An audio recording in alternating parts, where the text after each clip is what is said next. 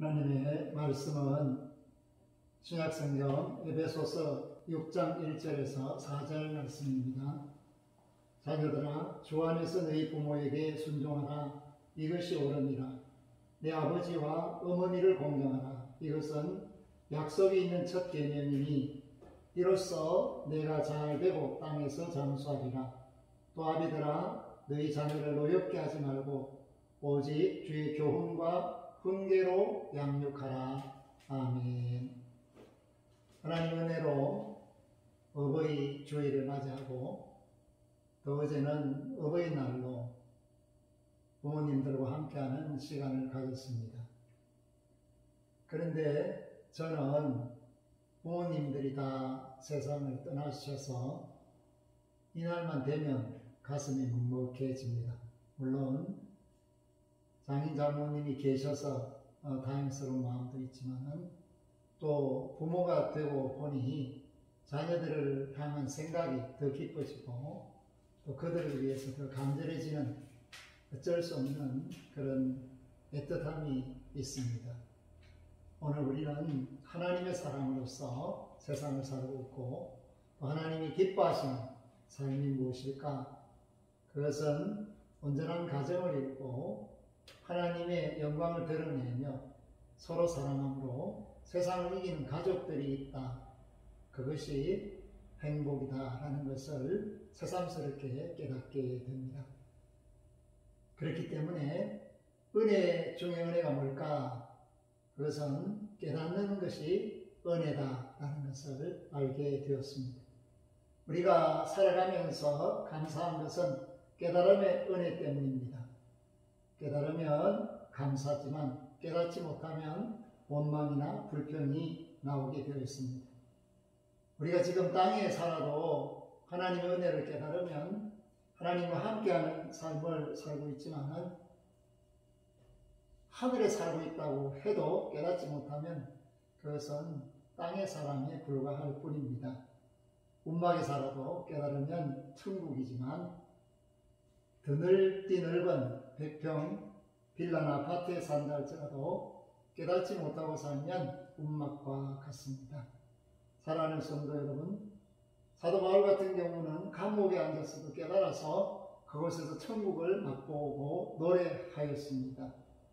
그러나 사울 같은 이는 궁궐에 앉아 있어도 깨닫지 못했기 때문에 늘 근심하면서 마귀에게 쫓기면서 악한 심령으로 다윗을 죽이려 하는 그러한 모습을 성경을 통해서 보게 됩니다. 과거 우리는 방 한 칸에 온 식구가 살았습니다. 그래도 그때 참 즐거웠다, 기뻤다, 감사했다라는 것을 생각합니다. 오히려 오늘 우리 시대에 여러 방을 두고 서로 남남처럼 사는 그런 모습을 보면서 안타까움이 있습니다. 조금 다른 사람들이 생각할 때 시원치 못하다, 잘생기지도 않고 그렇게 크게 능력도 없다, 그런 남편이 있거나 아내가 있다 할지라도 깨달으면 그들을 주님 섬기듯 섬길 수 있습니다. 그러나 깨닫지 못하면 그들은 남남이 되고 맙니다. 그래서 하나님의 사람은 언제나 깨달음을 가지고 사는 것, 매일 매 순간에 깨달음을 주시는 하나님께 감사하는 것. 그래서 정말 좋은 은혜, 기막힌 은혜가 뭘까? 그래서 그랬구나. 그래서 그렇게 되었구나. 하나님의 섭리를 잘 알 수는 없지만 그렇게 하시려고 그러셨구나 라고 깨달아지는 은혜, 이것을 저와 여러분들이 충분히 누릴 수 있기를 바랍니다. 어버이 주일 무엇을 말씀드릴까 곰곰이 묵상하다가 오늘 본문을 택하게 되었습니다. 성경이 전체적으로 내 부모를 공경하라 이렇게 계시하고 있습니다. 그러나 오늘날 부모 노릇을 제대로 하지 못하여 공경하기가 매우 곤란한 부모들이 점점 늘어만 가고 있습니다. 통계에 의하면 청소년 73%가 아버지에 대하여 특별히 부정적인 생각을 가지고 있다고 합니다. 사랑하는 성도 여러분, 그럼에도 불구하고 우리가 알아야 될 것은 성경은 이런 부모만 공경하라라고 하시지 않으시고 내 부모를 공경하라 그렇게 말씀하셨습니다. 나의 부모님이 세상 사람들이 볼 때 좀 모자랄 수 있겠죠. 덜 배우시고 못 배우시고 또 그렇게 크게 능력이 없으시고 또 어떤 의미에서는 부모답지 못한 그런 분도 있을 수 있습니다. 그럼에도 불구하고 하나님께서는 저와 여러분들에게 말씀하시기를 자식된 도리로서 부모를 공경해야 한다 그렇게 말씀을 해 줍니다. 노아는 참으로 훌륭한 사람이었습니다. 대단한 믿음을 가지고 있었고 당세 의인이고 완전한 자라는 칭찬을 받았습니다. 그러나 그가 홍수 끝에 드디어 농사를 짓게 되고 포도 농사를 수확한 뒤 마음 편하게 그야말로 대취하고 벌거벗고 자는 그 모습 속에서 방심했죠. 그런데 함과 셈과 야벳이 있었습니다. 그 세 아들 중에서 함이 그것을 보고 아버지를 정중하게 모시지 않고 벌거벗음을 비웃게 되죠. 그것이 결국은 부모를 공경하지 못했던 아들의 모습입니다. 셈과 야벳은 뒷걸음을 쳐서 그 아버지를 덮어서 부모를 공경하는 자녀의 모습을 보여주었습니다. 사랑하는 성도 여러분, 효도라는 것이 뭘까? 그것은 부모님의 허물을 덮어주는 것도 효도다라는 것을 알게 됩니다. 오늘 본문에는 내 아버지와 어머니, 즉 내 부모를 공경하라고 말씀하고 있습니다. 그렇다면 구체적으로 공경하는 것은 어떻게 해야 할 것인가? 첫째, 감사해야 합니다. 자녀는 부모에게 필연적인 빚을 지고 있습니다. 특별히 이중적인 빚을 지고 있다. 한마디로 말하면 사랑의 빚이지만 그 사랑의 빚을 두 가지로 이야기할 수 있습니다. 하나는 생명의 빚을 지고 있습니다. 우리의 생명은 영원히 갚을 수 없는 빚입니다. 따라서 우리가 세상에 태어날 수 있게 하신 부모님께 늘 감사하는 것은 자녀된 도리로서 마땅한 자세입니다. 부모에게 빚을 지고 있다. 갚을 수 없는 빚, 생명의 빚을 지고 있다. 또 하나는 양육의 빚을 지고 있습니다. 누가 그 어린 생명을 직업정성으로 애지중지하게 키울 수 있겠습니까?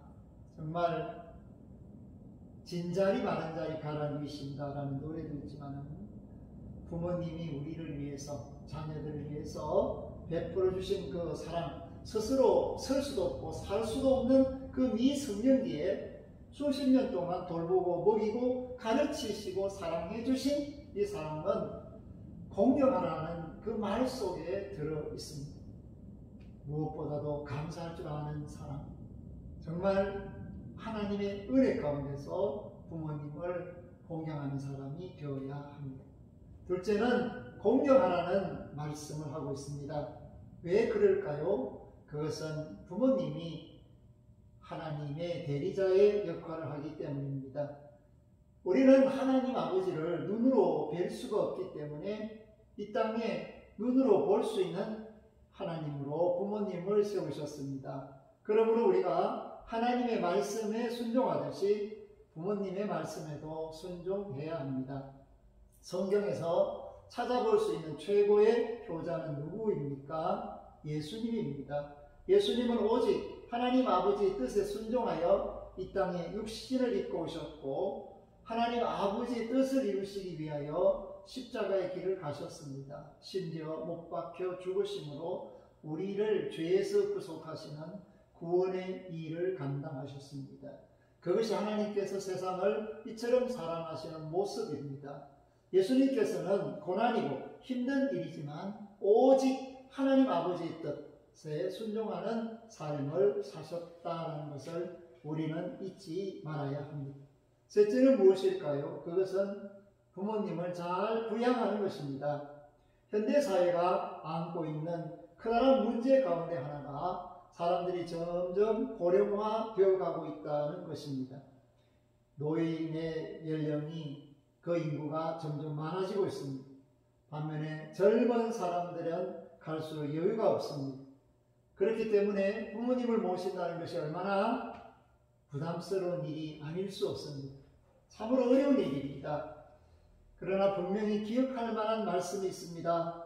부모 경시의 풍조가 점점 심해지는 것은 성경이 미리 말한 대로 말세의 징조이기 때문입니다.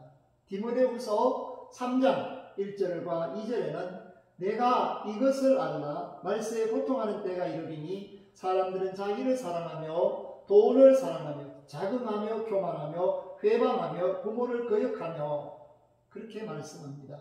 부모를 거역한다라는 것은 고통하는 때 말세의 징조 중에 하나입니다. 거역한다라는 말은 인륜의 정마저 느끼지 않는다라는 뜻입니다. 그러니까 자기를 낳고 키워준 정마저 느끼지 않는 상태에 이르게 된 것을 의미합니다. 사랑하는 성도 여러분, 우리는 예수님께서 우리에게 본을 보여주신 것처럼 부모님의 생각이나 뜻을 알아야 합니다. 우리의 부모 공경이 부모님을 기쁘시게 할 수 있게 되는 것은 내 생각이나 내 마음대로 좋아서 섬기는 것이 아니라 그분들이 어떤 마음을 가지고 무엇을 필요로 하는가를 살펴서 그 필요를 채워주고 그 마음을 위로해주는 섬김이 필요하다는 것을 말합니다. 그렇게 하지 않는 나 위주로 생각하는 최선, 상대를 보지 않고 하는 최선, 그 최선은 최선일수록 최악을 낳고 맙니다. 사랑한다고 말을 하지만 내 입장에서 자기 입장에서만 모든 것을 시도한다면 그것은 서로에게 상처를 주고받을 수 있습니다. 가정의 달을 맞아 부부간에 부모와 자녀간에 정말 심사숙고해야 할 만한 교훈이 바로 이것입니다. 상대를 살펴라. 본문 4절은 또 아비들아 자녀를 노엽게 하지 말고 오직 주의 교양과 훈계로 양육하라고 말씀합니다. 자녀는 부모를 공경해야 하지만 부모들도 자기의 생각에만 빠져서는 안 됩니다. 부모님들도 자녀들이 하는 말에 귀를 기울이고 자녀와 합력하는 자세가 필요합니다. 꼭 자녀가 잘못해서 부려하는 것이 아니라 부모가 너무 독선적이고 고집을 부릴 때 자녀가 부모에 대한 마음을 포기해서 불순종하게 되는 일들이 있습니다. 사랑하는 성도 여러분, 자녀는 부모의 은혜에 감사하고 그 음성에 귀를 기울이고 순종해야 합니다. 부모는 자녀를 존중하고 자녀를 격려하고 인정하고 칭찬해서 용기를 북돋아 주어야 합니다. 그렇게 될 때 진정으로 평안한 가정이 이루어집니다. 오늘 말씀 속에서 한 사람을 생각할 수 있습니다. 그것은 바로 룻입니다. 룻은 정말 시어머니 나오미를 공경했습니다.